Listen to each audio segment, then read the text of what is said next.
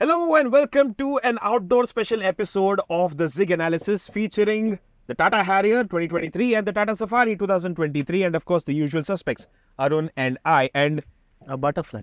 Anyway, today's episode is brought to you by Scorching Heat. yes, And a lot of context that we'll need to give as to why we're doing this, because we felt that a lot of people said that they'd like to see us win the actual cars talking about it. So here we are, win the actual cars talking about them. And the most important bit of context that needs to be given is that although this is the 2023 edition of these cars, they aren't new generation cars, not a platform change or a new generation car in their traditional sense. Yeah. Because it's very similar to the Nexon in that way, because it is technically a facelift. Yeah. But the sheer number of changes that you're going to see with the new editions of the Harrier and the Safari are so extensive that it's not really justified to just call it a facelift, because there's so much different in the exterior, in the interior, the features, the experience overall.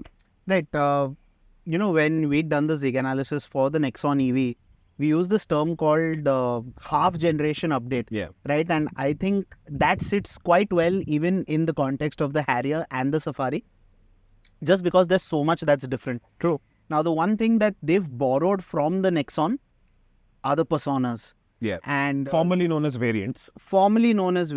And they've added sub options to each persona. So there are a million permutation combinations. There's a new confusion department at Tata Motors. I'm confident. And so broadly speaking, there are 4 personas. Yeah. There's the base spec smart. There's a pure. There's an adventure. Yeah. And these are the 3 ones that are common to both cars. And then there's a top spec. That's the fearless, as evident by the color. This is the accomplished. And then even beyond that, you've got the hashtag dark, because apparently hashtags are a thing now.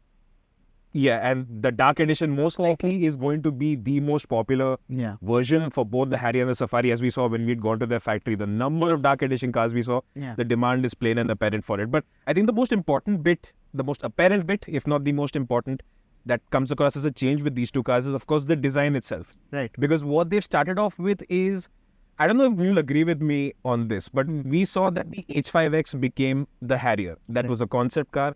And they did a little bit of toning down, understandably, to get into the production version. Yeah. These 2 have gone back to looking like concept cars all over again. With the kind of design finishes that we see here. And obviously, the attempt is at making the cars look a lot more futuristic, more modern, with the kind of design elements that we see here. And while I wouldn't say this is particularly subtle, it's still not gone in that jet-ack, over-the-top, in-your-face sort of direction, even with a bright paint shade like yellow. And you can see it in the fearless persona of the Harrier in particular, not just in terms of the design, of course, but the color options that you're seeing. This yellow. Now, you mentioned that it's not as in-your-face as the picture made you think it was. So the videos that Tata Motors put out, the press pictures that have come out, it looks a lot yellower there. Yeah. In person, the best way to describe it, it's very minion yellow. That it's very minion-y, and with a black roof, it kind of looks like, what's that guy's name? Steve? Yeah, Steve the Minion, if you know what I mean. So that's Steve, and this is trying to be Gru. Apparently, it's the grown-up version. Do you understand girls? Yeah, that. Somebody must have watched the movie. Nice. Okay, so design. Let's talk design, because Tata's trying to drive home this point of desirability and appeal by virtue of design. Yeah. And here they've kind of hit it out of the park, because changes as such aren't drastic, but the effect that those changes have had, that is drastic, because the basic size, shape, silhouette of both these cars are identical, right? Compared to the pre-facelift version. The changes are in what you may call the soft parts, the non-metal parts. The bumpers are different on both ends, the wheels are different, the grille is different, and that Tata's managed to distinguish between the 2. So the Harrier, you'll notice that the grille is larger, the lower air dam, the pixel effect, as they call it, is a lot more prominent. None of that here, right? The connected daytime running lamp remains the same for both. The headlamps might look the same, but they're actually not. So there, if you notice, it's got triangular patterns there. It's kind of angular here. It's just squared off. And even onto the side, 18-inch wheels for the Harrier. 19-inch for the Safari, unless you get the dark edition of the Harrier. You can get 19s with that as well. They're the exact same alloy wheels as this one, but just finished in black. Yeah, and the alloy wheels themselves, they've been inspired by the Tata Sierra concept that we'd seen. yeah. That was something they tried to get from concept form to production again. So that's where they're getting a lot more daring, even though if it's not just the fearless variant that's only with the Harrier, they're getting daring with both of them, with the kind of designs that they're going for. But importantly, they've tried to differentiate the two cars by Tata's own ambition. They were saying that the 5 versus 7 was ultimately the main difference that they saw between the two cars. Yeah. But like you mentioned, with these little subtle touches, they've tried to give the cars different personalities beyond the personalities themselves. Correct. And what I like is that the variants, they're also getting, it's not just personas from the marketing perspective, the kind of colors, the patterns that you see, they can become an extension of what you like in design. For example, if you look at the adventure edition, personally speaking, when I look at the Harrier, for example, the adventure is the version that appeals to me the most. And it's not just a matter of the features, it's how it looks. Similarly, in this, when the adventure is accomplished, I like the design patterns and the color combinations that they've gone for, because that works really, really well.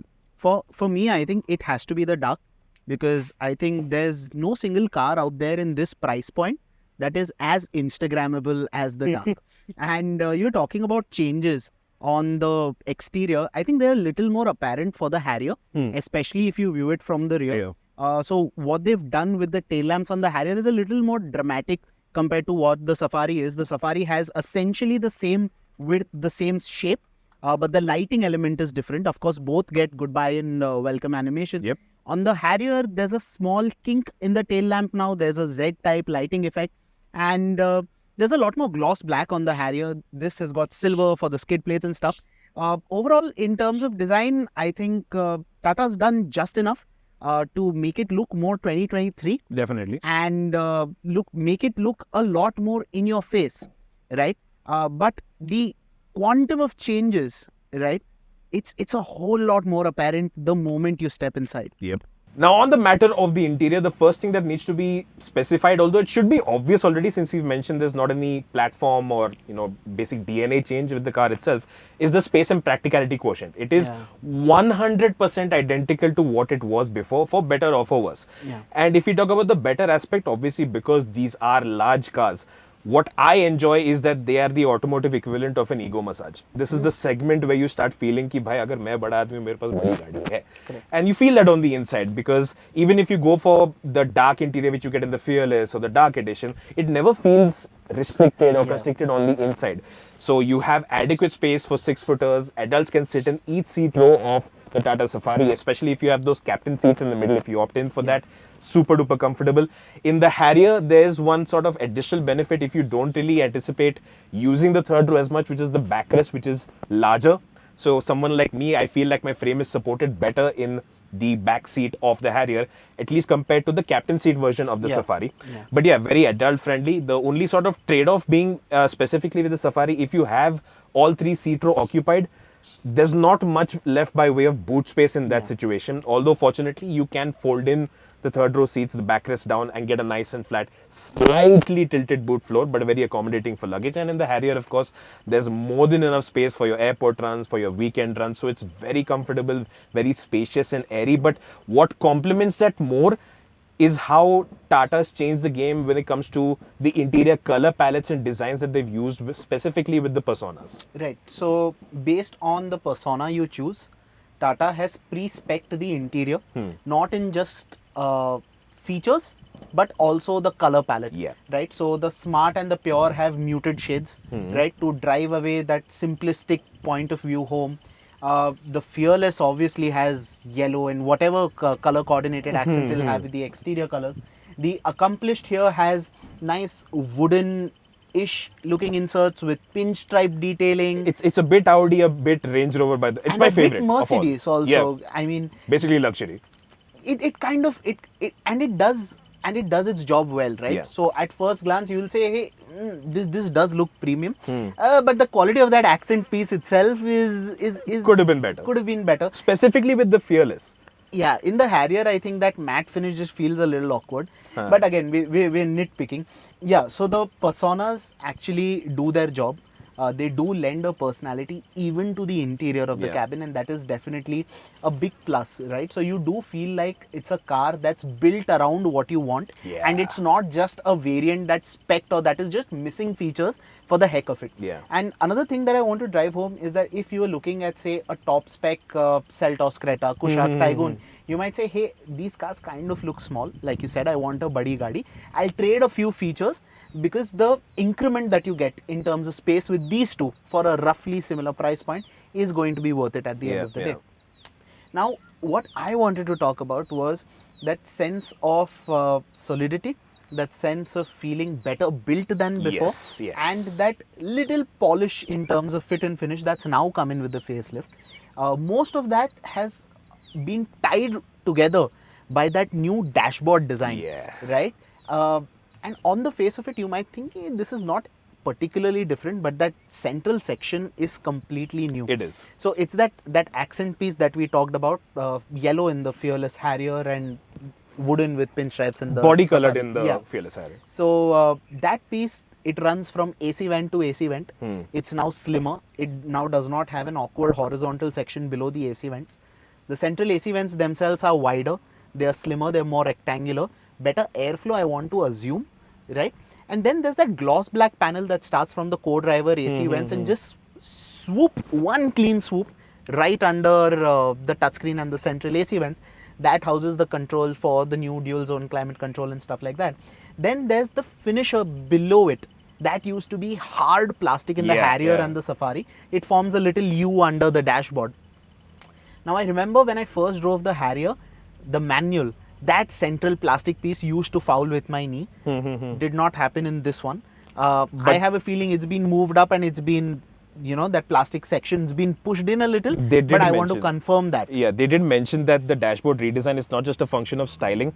The basic shape of it to improve utility and ergonomics has also definitely been a variable there.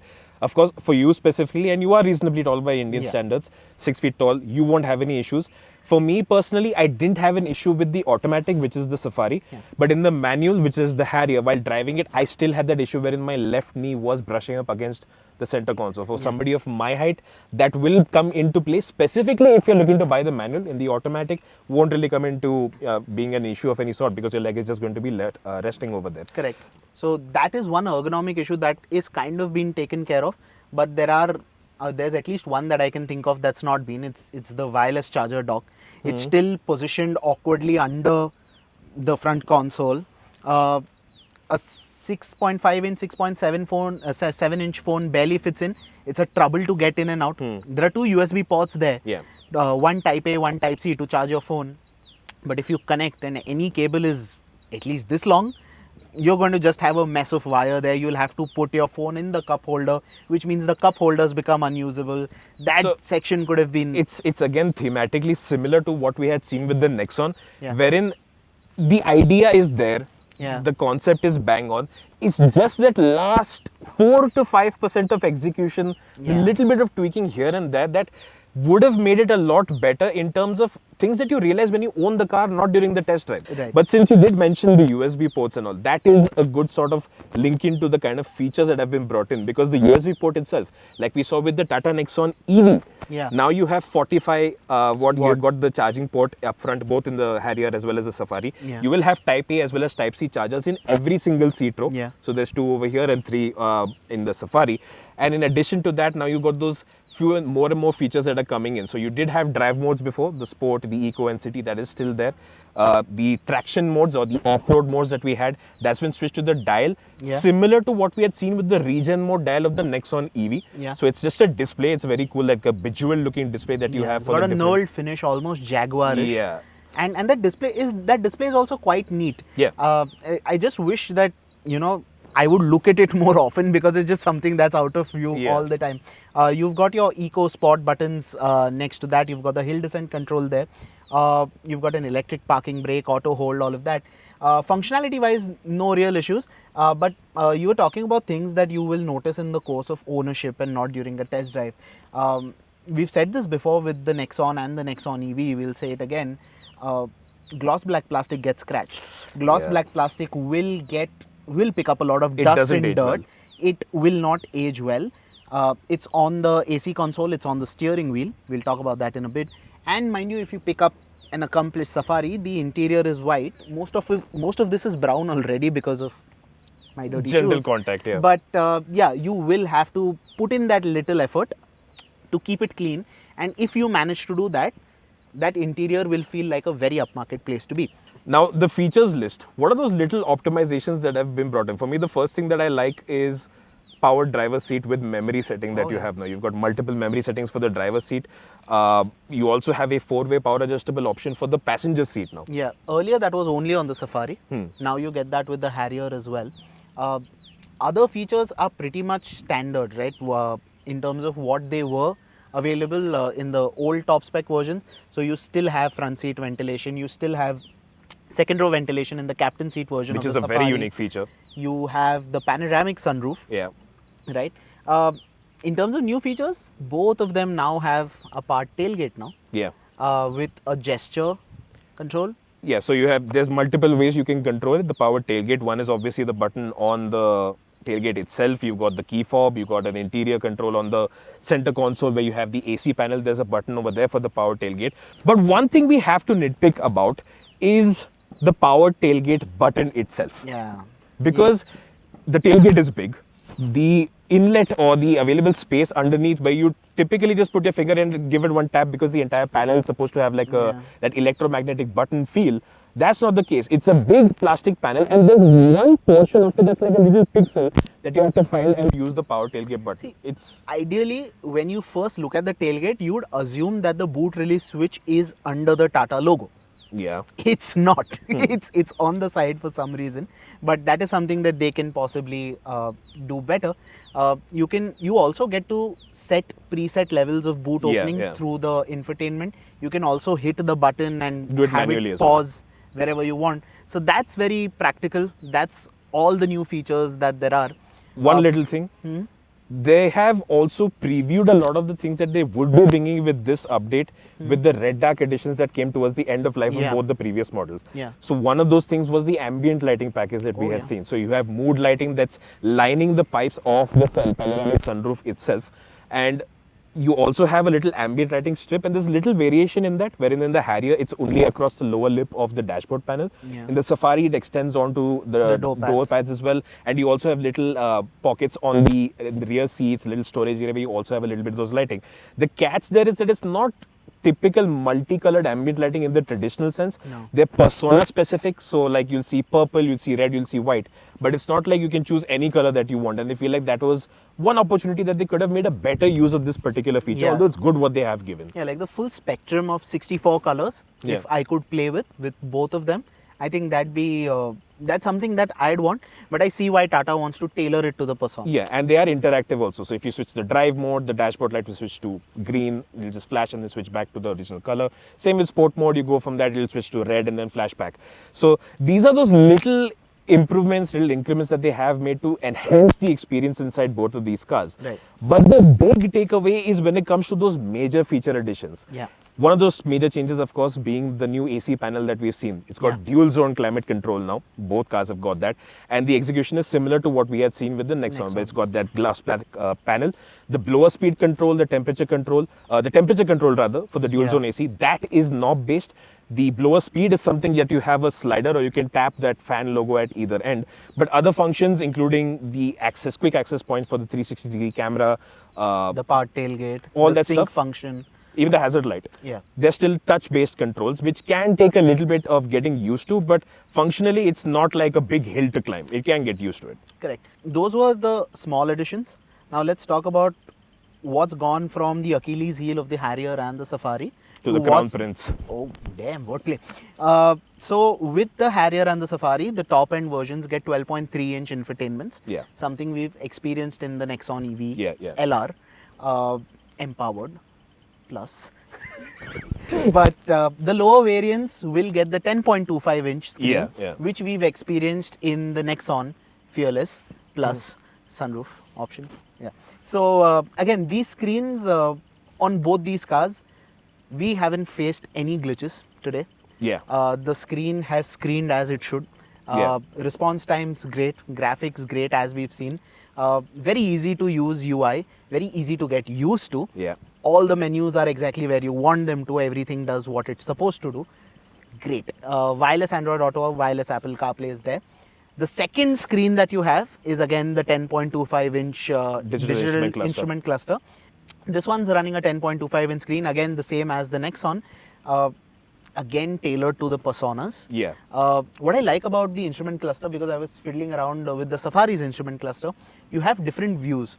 So you can go from a digital view, which has just the speed readout in digital, your gear position on the left. You can move it to a 2-dial view, which gives you the rev counter. The rev counter is hidden till you rev and it starts displaying the revs. And then there's this 1-dial view where the speedo and the gear position is nestled in the center, and you get to choose what you want to see in the rightmost third. So you can shuffle between ADAS, you can, there's media, there's a G-force readout, there's a compass. So a lot of customizability. Basically, they've used the real estate of the digital cluster very well, irrespective of what car they've put it into. And that also extends into the maps function, the navigation sort of mirroring that happens right now. So like we saw with the Nexon specifically, if you have your car paired with Apple CarPlay, you can have Apple Maps displayed both in the touchscreen as well as the digital instrument cluster, and same with Android Auto as well. You can have the Google Maps display over there. Unfortunately, if you're connected via Apple, via an iPhone, you can't have Google Maps feed coming up on the digital cluster. It can be there on the touchscreen, and this is honestly a limitation that is out of Tata's hands. It's dependent on whoever comes up with the software. So the interface in general is very easy to use, but it's also very extensive, and that is the right balance that they've got. And that leads into the point that what used to be one of the biggest reasons for hesitation when it comes to buying a Harrier or a Safari has now become one of the biggest motivations. Correct. Because especially when you look at competitors like the XUV 700, right? It's not like the difference was night and day in the otherwise space practicality packaging between the two. You can If anything, the Safari was kind of better. Still is. Yeah. But that big differentiator, and probably the thing that was the fishhook that got people reeled in, was the tech package of the XUV 700. And that is one place where I feel the game has changed significantly, even though this is a facelift, right? Because a lot of people went in to book an XUV 700, and because of the obscene waiting periods, which are still ongoing, they went to a Safari or a Harrier saying that, okay, dude, I want a big car. I want a 7-seater. And I want it now. Maybe I can make a little compromise with tech. You don't have to do that now. Correct. This is actively doing better on those fronts of infotainment. And that also comes down to the sound system. Correct. It's got a 10-speaker JBL sound system now. So, and along with that, you also have 13 specific sound modes. Those, you explain the synth sort of software that it runs. So it's basically preset equalizer settings based on the kind of music you're going to be listening to. So if you listen to a lot of hip hop, there's a specific mode for that. If you listen to podcasts, there's a specific mode for that. If you listen to a lot of rock, a lot of metal, they're preset modes. Again, not something that the audiophile that will prefer, but I think they'll prefer to fiddle around with the settings equalizer themselves. setting, But the system by itself, by default, on a normal equalizer setting, sounds quite nice. And I think before we wrap up the entire interior experience, we left one big elephant in the room, which is the new steering wheel. Oh yeah. Now the steering wheel, it's not the 2-spoke unit that we've seen in the Nexon. It's still got the basic, it's got the same panel. Yeah, the illuminated panel. The illuminated Tata logos there. You've got all your controls for your audio calls, adaptive cruise control, all of that on the steering wheel because ADAS. But it now has 2 more spokes on the bottom. So it's gone to a 4-spoke steering. Very Land Rover Defender-ish in terms of design. Yeah, I'm going to say. But in terms of the upholstery, with the way they've done in the Safari, for example, with the white and the grey, very Range Rover-ish. Yeah. So all these design elements, add to that the tech additions, add to that the space and comfort that it already has. So the interior on the Harrier and Safari, if they felt like they were very appealing from a logical standpoint earlier, now they're logical and desirable. That's a great way to sum that bit up. So now I want to start the next section by asking you something. What is the crash test safety rating of the Nexon? 5 stars. Altroz, 5 stars. Punch, 5 stars. Tigor, 4. Harrier and Safari? Unknown. Why? Anyway, safety. So the Harrier and Safari are now claimed to be safer than before. They're new features. And both these cars used to have 6 airbags in the top spec earlier. Now 6 airbags are standard. Yeah. The top spec gets 7 airbags now. Driver knee airbag. That's There's been a new added. driver knee airbag. ADAS was a functionality on the red dark earlier. Now it's available on the top spec trims. And it's been expanded as well. Yeah, the feature set has expanded. Do you want to run us through what ADAS features we've got? Okay. Prior to talking about ADAS, there's also the 360-degree camera. Oh. So that is one important feature because the execution of that particular feature is really, really good. The Yeah. resolution resolution that they've used, it works really well. We've not checked this out at night just yet to see how the functionality works, but at least in the daytime, it's very useful. Great big display on the touchscreen. Ideally, we would have wanted on the instrument cluster Yeah. because it does sort of take away from your navigation or multimedia feed.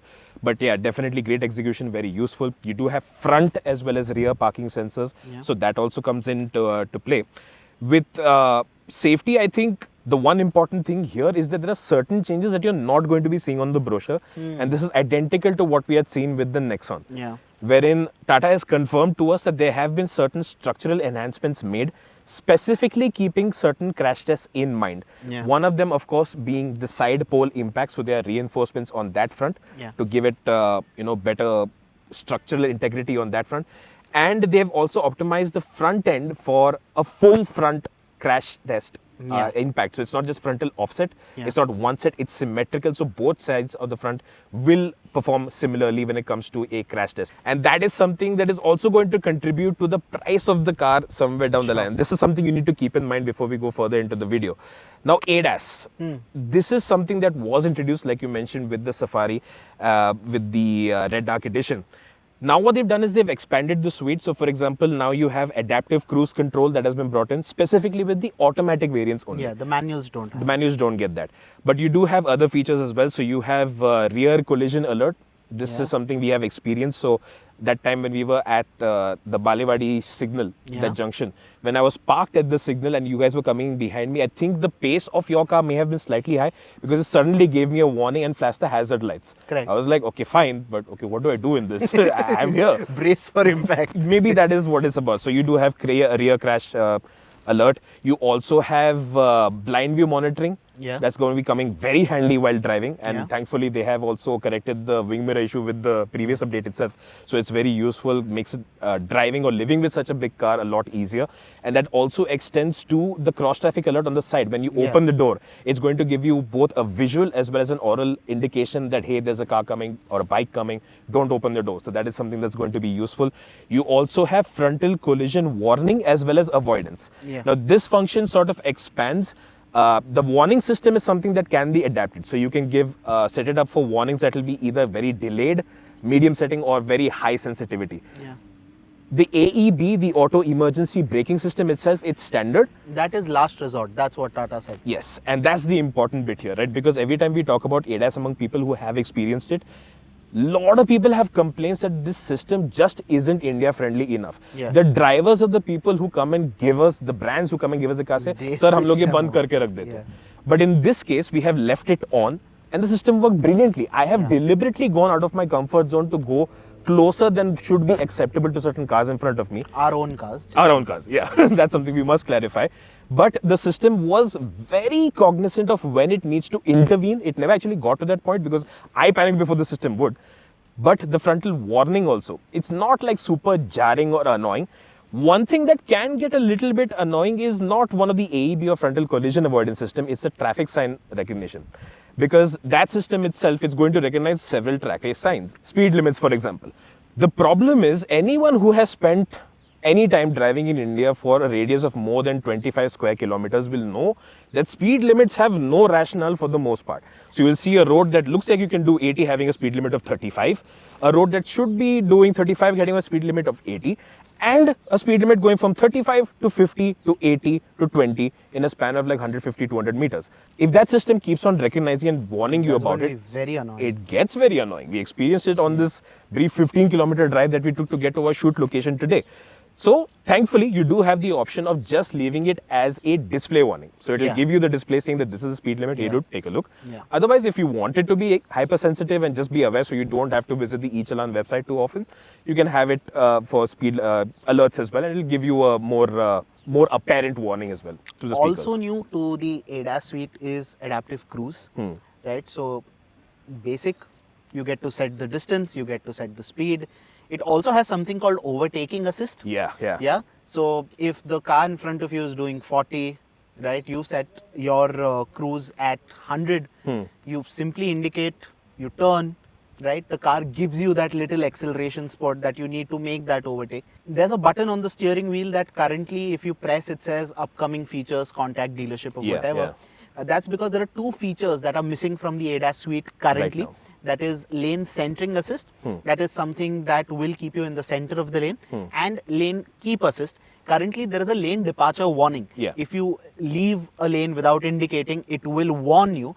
But going there's no forward, intervention. There's no steering intervention. Tata Motors has said that is going to be a software update that will be rolled out soon for both the Harrier and the Safari. So that is the ADAS suite as a whole, and of course the safety suite is quite solid. Of course, we are not going to make any comments about the crash safety rating until it's actually being done, and of course now we are realistically looking at Bharat NCAP being the one who will be declaring the results for the Safari or the Harrier or both of them, subject to of course Tata themselves handing over the car, because this is, let's not forget, a voluntary program. The one thing I'd like to clarify is that why we haven't elaborated too much on adaptive cruise control specifically is that we want to spend more time driving it in different highway and city conditions, because there are also low speed traffic follow. That is one of those things where you can, if the car slows down, it knows that it can continue following at a low speed, and it will be including stop and go. So if the car comes to a dead stop, it will give you a brief time to recognize, do you want to resume the system or not, because usually it associates dead stops with pedestrians crossing through traffic, because jaywalking is of course a very common thing over here. So these are variables that we'd like to test more extensively before we comment and tell you whether it's completely sorted for India or not. But what we have experienced so far, very, very India friendly for sure. On that topic, do let us know if you want us to do a separate analysis podcast piece on just how ADAS functions on the Harrier and Safari, because if we have more time with it, maybe we can get that done for you. So overall, in terms of safety, Tata is definitely upping the ante a little more, and where it should have, it's kind of not. And we were having this discussion internally, and we said, do the Harrier and Safari facelift seem like a rushed job? Because at the Auto Expo, I remember them showcasing the Harrier EV, and my memory can be wrong. Please correct me in the comments if I'm wrong. They said the Harrier is supposed to be a Gen 2 EV, which means the facelift for the electric comes, as in the facelift for the design debuts with the electric and then the ICE follows, but we've got the ICE before the EV. Second, we were promised a petrol engine, a direct injection 1.5 turbo petrol. That's missing. Tata has confirmed that that is on the cards. That will come sometime next year. That's my guess. Basically, what we're looking at is an introduction of that petrol engine with the Curve first, and then probably it will be coming with the Harrier and the Curve's Safari. supposed to get the 1.2. The Harrier and the Safari will get the 1.5, but the technology as a whole will debut with the Curve. But for the Harrier and the Safari, Tata stuck to the same 2-litre MJD sourced from Fiat. Still front wheel drive, still with a 6-speed automatic and manual, no all-wheel drive. No change to the power or the torque. But there is a difference in the drive experience, not biblical, but it is noticeable. Most of that stems from the NVH. So noise insulation is something that has been sort of a gripe of ours, specifically because this 2-litre diesel engine that is Fiat sourced, it is crude. It is quite crude. It is very thrummy. It's got like a very bassy, heavy sound. It's not like it's a big muscly V8 or something. It's just a diesel sound. And that is something... It's clatter, plain and simple. And when you're spending close to 30 lakh rupees on road, these are the kind of things that start mattering a lot more. And that is one place where they have made improvements wherein that clatter is being subdued to a significant extent. It doesn't feel as sharp on the ears. But that being said, it is still very apparently that same diesel engine. You do feel a little bit of the vibes. The noise is that apparent. So that is one place where they aren't quite matching up to something like a Mahindra XUV 700 M-Hawk diesel. That does have that added level of refinement. Agreed. It is better than before. In isolation, it's better. but compare it to the XUV, I think the XUV is quieter. Yeah, and if you ask us between manual or automatic, which one we'd pick, honestly speaking, at this budget point, just go with the automatic. It just makes more sense. Because manual with cars like this is just extra effort, not worth it. Unless you're looking to save money because you're chauffeur driven and it's like, dude, I don't have the hassle. Why should I save money for someone else driving? So the steering, that's gone from a hydraulic power steering to an electric power steering. And the easiest way to describe the change in experience is that it's become a whole lot more consistent. It's become a whole lot more predictable. It's also given Tata Motors the range to kind of fine tune it in spots where it was kind of lagging behind. Right now, I think it's striking the right balance. It's light enough at city speeds. It is heavy as it should be at highway speeds, right? So the electric power steering is just made the whole driving experience a little easier and a little more consistent.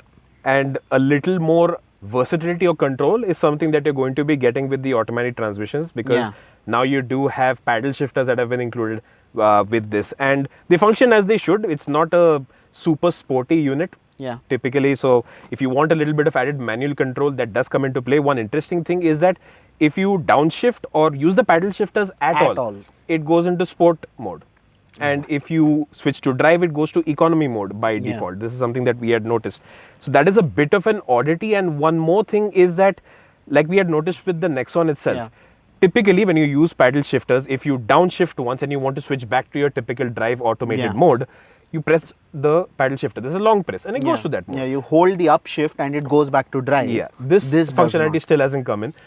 Or what will happen is that if you leave it in manual mode for long enough, it's over revving unnecessarily, then the system by itself will switch back to drive mode. Or of course, you can just tap the gear selector and do that. But that manual control that should have been happening with that paddle shifter basic function that is there generally across the range, across any given car that offers this feature, that is something that they can still bring in. And this is something, a point of feedback that we have shared with Tata as well. But outside of that, broadly speaking, the new Safari and the Harrier are quite thorough changes, because it's not like they've just done something incremental to purely make up for flaws that the car had before. They have given you several new reasons to consider buying either one of these cars. Yes, a thorough or complete generational change, a change in platform as it were, may have given them a greater opportunity to correct some of those flaws that are there ergonomically, some of those flaws or improvements in terms of potential when it came to the boot space that could have been offered with the Safari, with all seats rows occupied. But practically speaking, these are still fantastic family cars. They have retained and built up on those values. They have given you a new feature and tech package that functions very well.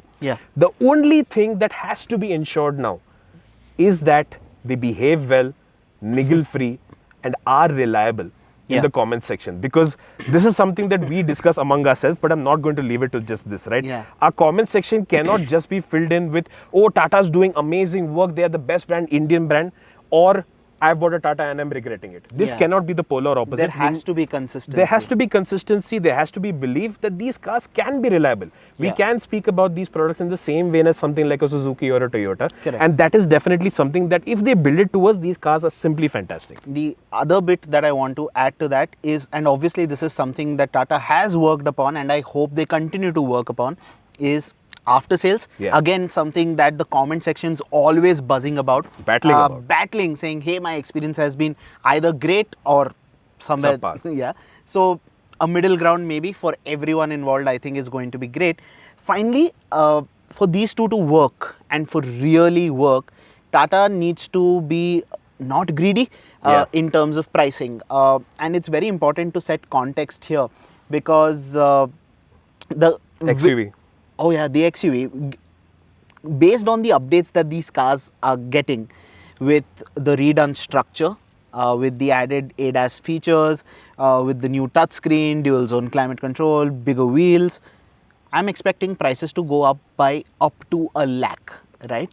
And right now, the top spec Safari is priced on par, as in the pre-facelift Safari is priced on par with the XUV 700 front wheel drive automatic. AX7 luxury. And diesel. So at this point in time, if it's already matching it on price, of course the XUV 700 will also get a price hike.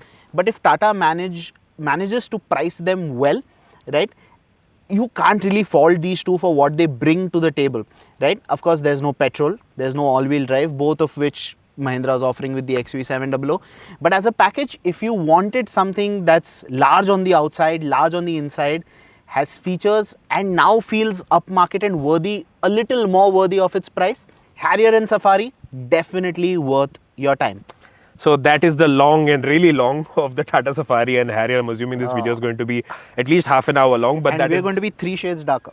Yes, significantly. Hopefully we won't pass out immediately after this, because we have got more reels and shorts and stuff like that to shoot. We hope, make sure you follow us on Instagram, as well as follow us and watch our YouTube shorts, where we get a lot of interesting little tidbits about these cars that we otherwise would not have an opportunity to explain, even with this long format of video. But it's been fun talking about this. We're going to continue experiencing the Safari and Harrier more. You're going to see little Astons, graphics, and whatever value adds we can bring in through our experience for the coming few hours.